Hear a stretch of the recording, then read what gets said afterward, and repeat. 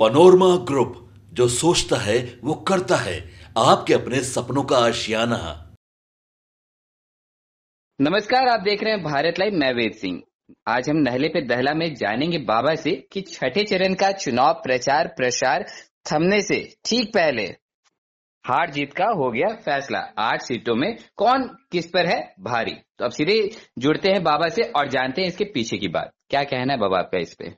देखिए वेद, लगातार आप लोग घूम ही रहे हैं। कल भी आप लोग उन क्षेत्रों से घूम करके आए हैं जिन क्षेत्रों में 25 तारीख को यानी छठे चरण में चुनाव होना है, मतदान होना है। लोकसभा चुनाव के छठे चरण के में एक तरफ जहां लगातार ये कहा जा रहा है कि इन सभी सीटों पे एनडीए का कब्जा रहा है, वहीं इस बार परिस्थितियां बदलने की बात कही जा रही है। अब देखना दिलचस्प होगा कि इस चुनाव में आखिर होता क्या है। हालांकि जो हमारे पास रिपोर्ट आ रही है, जो आप लोगों ने फीडबैक दिया है, उसके आधार पर ये पता चल रहा है कि इन जो 8 सीटों पे चुनाव होना है उसमें से 7 सीटें ऐसी हैं जिस पर तो सीधा सीधा मुकाबला होगा, लेकिन एक सीट में मामला फंसा हुआ है। आपको बता दें कि लोकसभा चुनाव लड़ रहे कई ऐसे उम्मीदवार हैं जो जीत चुके हैं और कई उम्मीदवार ऐसे हैं जो पहले से जीते हुए थे। कई उम्मीदवार ऐसे हैं जिनको पुराने जो सांसद रहे हैं उनको मौका मिला है, तो कई लोग नए भी हैं। इन सारी चीजों को लेकर के बिहार में 8 लोकसभा सीटों पर 25 को मतदान होगा, जिसमें वाल्मीकि नगर, पश्चिम चंपारण, पूर्वी चंपारण, शिवहर, वैशाली, गोपालगंज, सिवान और महाराजगंज शामिल है। छठे चरण की 7 सीटों पर एनडीए और महागठबंधन उम्मीदवारों के बीच सीधा मुकाबला है। वहीं सिवान में पूर्व सांसद शहाबुद्दीन की पत्नी हिना साहब निर्दलीय उम्मीदवार के रूप में अपना पर्चा भरी हैं और वो त्रिकोणीय मुकाबला बना रही हैं। वहां पूर्वी चंपारण में भाजपा उम्मीदवार व पूर्व केंद्रीय मंत्री राधा मोहन सिंह अब तक 6 बार वहां से लोकसभा चुनाव जीत चुके हैं और उनका मुकाबला वीआईपी से है। 2009 में 9 से लगातार इस सीट पर राधा मोहन सिंह जीतते आ रहे हैं। इस बार वीआईपी के प्रत्याशी जो है वो राजेश कुमार से उनका टक्कर है। राजेश कुमार कुशवाहा समाज से आते हैं, कितना उनको टक्कर दे पाते हैं ये देखना बड़ा ही दिलचस्प होगा। राजेश कुमार विधायक रह चुके हैं, वो जीते तो पहली बार सांसद बनेंगे। वहीं राधा मोहन सिंह लगातार 4थी बार जीतेंगे तो 7वीं बार वो सांसद बनेंगे। आपको समझ लीजिए कि कई बार वो चुनाव लड़ भी चुके हैं। पश्चिम चंपारण में भाजपा से डॉक्टर संजय जायसवाल का मुकाबला कांग्रेस के मदन मोहन तिवारी से है। यहाँ भी मुकाबला कहा जा रहा है कि चूंकि ब्राह्मण है इसलिए मुकाबले में थोड़ा सा अंतर जरूर पड़ेगा, लेकिन सवर्णों का वोट आप जान रहे हैं कि भारतीय जनता पार्टी पर लगातार जाता रहा है।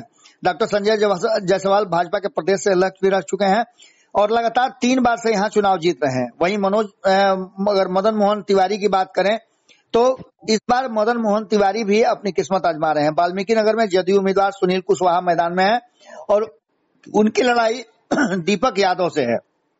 दीपक यादव इससे पहले भारतीय जनता पार्टी के साथ थे और वो वहां के बड़े व्यवसायी के रूप में जाने जाते हैं।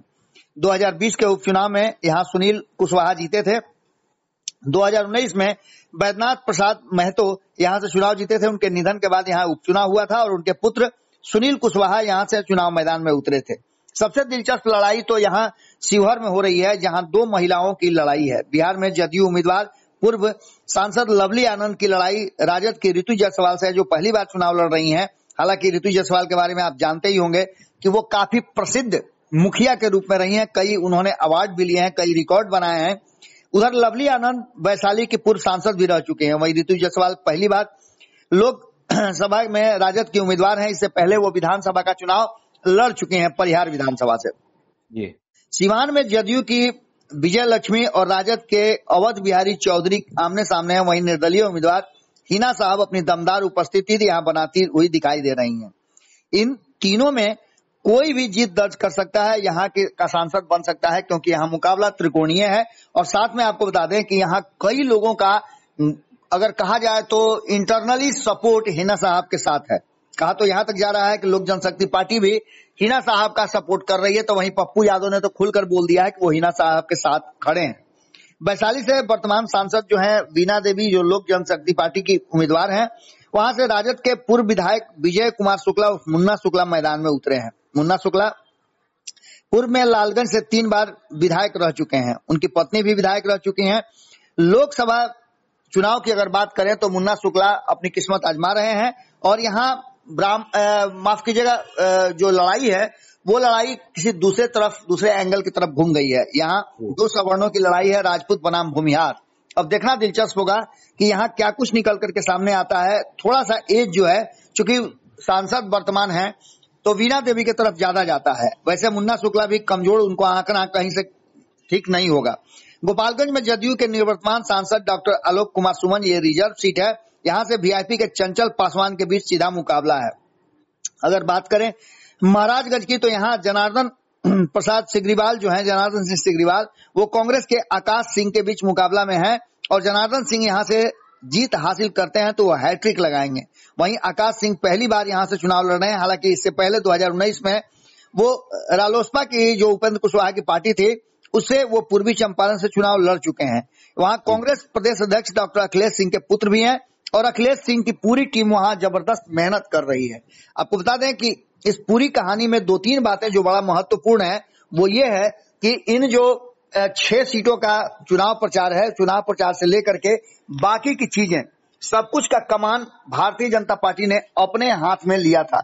नीतीश कुमार भी इस चुनाव प्रचार में बड़ी मजबूती के साथ अपनी उपस्थिति दर्ज कर रहे थे और इस चुनाव में 6 सीटों में प्रतिष्ठा फंसी हुई है कहीं ना कहीं भारतीय जनता पार्टी और एनडीए की। खास करके अगर बात करें सिवान की, तो सिवान में एक बड़ा परिवर्तन हुआ है।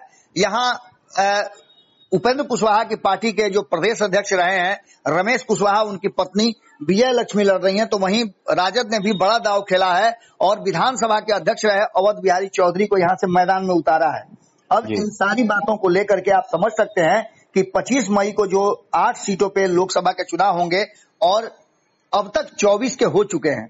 यहाँ तक दोनों आप जोड़ करके देखें तो दावे दोनों तरफ से किए जा रहे हैं, लेकिन वाल्मीकि नगर, पश्चिमी चंपारण और इसके अलावे पूर्वी चंपारण, शिवहर, वैशाली, गोपालगंज, सिवान और महाराजगंज की जो ये सीटें हैं, इसको लेकर के कहीं ना कहीं एक बात तो साफ नजर आ रही है कि ये पूरी की पूरी कहानी कुछ अलग ही बयां कर रही है। लग रहा है कि इन 8 सीटों में, हालांकि जो सामने से नजर आ रहा है उसमें बहुत सारे परिवर्तन होने की भी उम्मीद जताई जा रही है। कहा यह जा रहा है कि ये जीत हार के अगर आंकड़े को देखें तो दावे जो किए जा रहे हैं इंडिया गठबंधन की तरफ से वो बड़ी ही मजबूत हैं।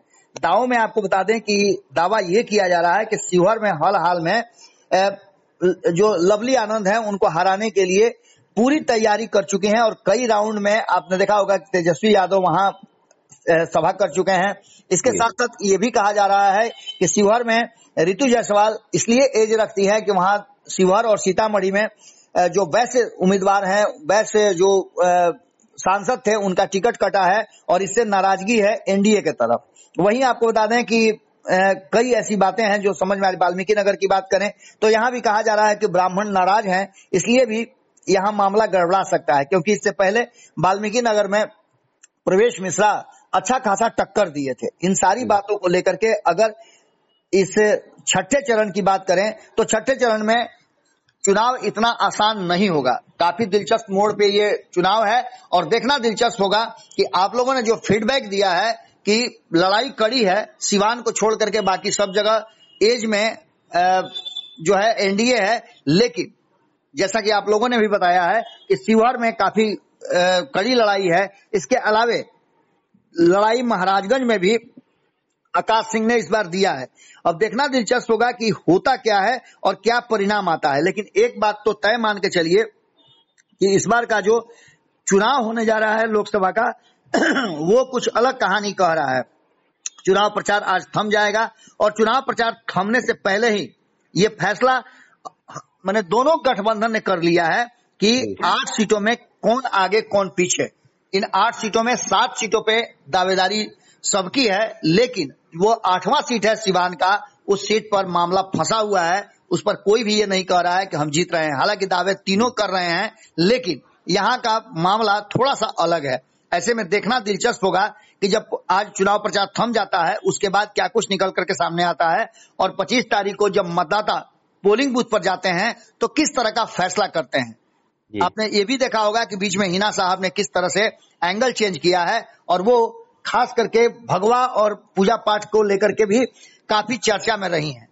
इधर आपने देखा कि पप्पू यादव भी उनके चुनाव प्रचार की बात कर रहे हैं, तो वहीं हमने आपको बताया ही कि लोक जनशक्ति पार्टी भीतर ही भीतर जो लोक जनशक्ति पार्टी के वहां के प्रदेश अध्यक्ष हैं, माफ कीजिएगा जिलाध्यक्ष हैं, वो जबरदस्त चुनाव प्रचार में और उनका सपोर्ट में खड़े नजर आ रहे हैं। तो ऐसी स्थिति में एक बात तो तय है कि देखना दिलचस्प होगा कि 8 सीटों में एनडीए के खाते में कितनी सीटें जाती है। एक सीट तो निश्चित रूप से हिना साहब असर डाल रही हैं और यहाँ का चुनाव परिणाम बदल सकता है।